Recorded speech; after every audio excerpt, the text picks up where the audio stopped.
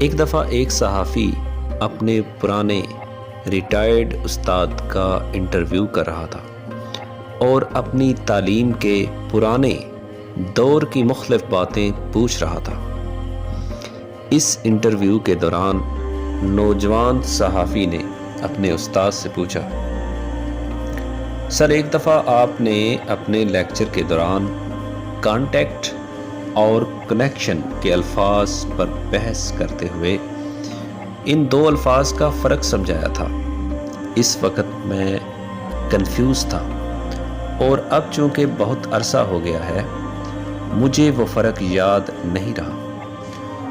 آپ آج مجھے ان دو الفاظ کا مطلب سمجھا دیں تاکہ مجھے اور میرے چینل کے ناظرین کو آگاہی ہو سکے۔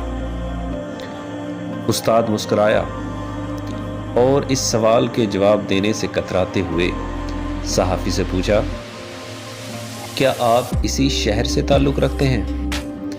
شاگرد نے جواب دیا، جی ہاں سر میں اسی شہر کا۔ استاد نے پوچھا، آپ کے گھر میں کون کون رہتا ہے؟ شاگرد نے سوچا، صاحب میرے سوال کا جواب نہیں دینا چاہتے اس لیے ادھر ادھر کی مار رہے ہیں۔ بہرحال اس نے بتایا، میری ماں وفات پا چکی ہے، والد صاحب گھر میں رہتے ہیں، 3 بھائی اور 1 بہن ہے اور سارے شادی شدہ ہیں۔ ٹیچر نے مسکراتے ہوئے نوجوان صحافی سے پوچھا، تم اپنے باپ سے بات چیت کرتے ہو؟ اب نوجوان کو غصہ بھی آیا اور کہا، جی میں باپ سے گپ شپ کرتا ہوں۔ استاد نے پوچھا، یاد کرو پچھلی دفعہ تم باپ سے کب ملے تھے؟ اب نوجوان نے غصے کا گھونٹ پیتے ہوئے کہا، شاید 1 ماہ ہو گیا ہے جب میں ابو کو ملا تھا۔ استاد نے کہا، تم اپنے بہن بھائیوں سے تو اکثر ملتے رہتے ہوگے، بتاؤ پچھلی دفعہ تم سب کب اکٹھے ہوئے تھے اور گپ شپ حال احوال پوچھا تھا؟ اب تو صحافی صاحب کے ماتھے پر پسینہ آ گیا اور لینے کے دینے پڑ گئے۔ وہ سوچنے لگا، میں تو استاد کا انٹرویو لینے چلا تھا مگر الٹا استاد میرا انٹرویو لینے لگا ہے۔ اس نے ایک آہ بھر کر لمبا سانس لیتے ہوئے بتایا کہ شاید 2 سال ہو گئے جب ہم بہن بھائی اکٹھے ہوئے تھے۔ استاد نے ایک اور سوال داغتے ہوئے پوچھا، تم لوگ کتنے دن اکٹھے رہے تھے؟ نوجوان نے ماتھے سے پسینہ پوچھتے ہوئے جواب دیا، ہم لوگ 3 دن اکٹھے رہے تھے۔ استاد نے پوچھا، تم اپنے والد کے پاس بیٹھ کر کتنا وقت گزارتے ہو؟ اب تو نوجوان صحافی بہت پریشان ہو گیا اور نیچے میز پر رکھے کاغذ پر کچھ لکھنے لگا۔ استاد نے پوچھا، کبھی تم نے باپ کے ساتھ ناشتہ، لنچ یا ڈنر بھی کیا ہے؟ کبھی آپ نے ابو سے پوچھا کہ وہ کیسے ہیں؟ کبھی تم نے باپ سے دریافت کیا کہ تمہاری ماں کے مرنے کے بعد اس کے دن کیسے گزر رہے ہیں؟ اب تو انٹرویو کرنے والے صحافی کی آنکھوں سے ٹپ ٹپ آنسو برسنے لگے۔ استاد نے صحافی کا ہاتھ پکڑا اور کہا، بھائی پریشان، شرمندہ، مایوس یا اداس ہونے کی ضرورت نہیں۔ مجھے افسوس ہے کہ میں نے بے خبری میں تمہیں ہرٹ کیا، دکھ دیا، لیکن میں کیا کرتا؟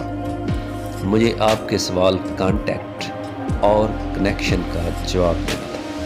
اب سنو، ان 2 لفظوں کا فرق یہ ہے کہ تمہارا کانٹیکٹ یا رابطہ تو تمہارے ابو سے ہے مگر کنیکشن یا تعلق ابو سے نہیں رہا یا پھر کمزور ہے، کیونکہ تعلق یا کنیکشن دلوں کے درمیان ہوتا ہے۔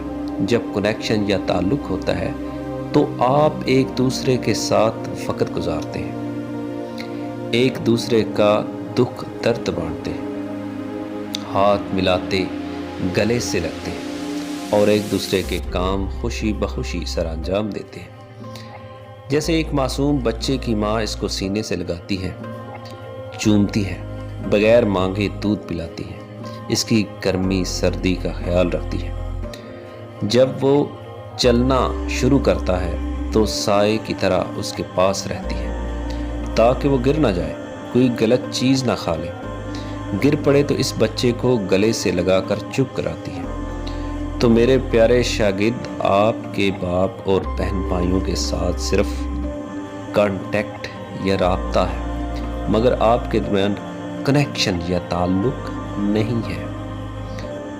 نوجوان صحافی نے اپنے آنسو رومال سے صاف کیے اور استاد کا شکریہ ادا کرتے ہوئے کہا، سر، آپ نے مجھے آج ایک بہت بڑا سبق پڑھا دیا جو زندگی بھر نہیں بھولے گا۔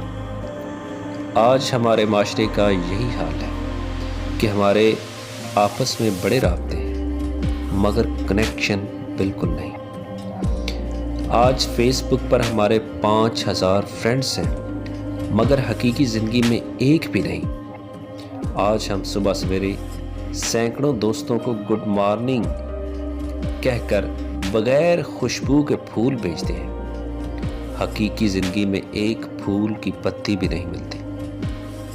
آج ہمارے فیس بک پر ہزاروں ہیپی برتھ ڈے کے پیغامات اور خوبصورت کیک کی تصویریں ملتی ہیں، حقیقی زندگی میں ایک بھی یار نہیں جو گھر آ کے گلے سے مل کر سالگرہ کی مبارک دے اور سینے سے سینہ بھینچ کر کہے، سالگرہ مبارک میرے یار۔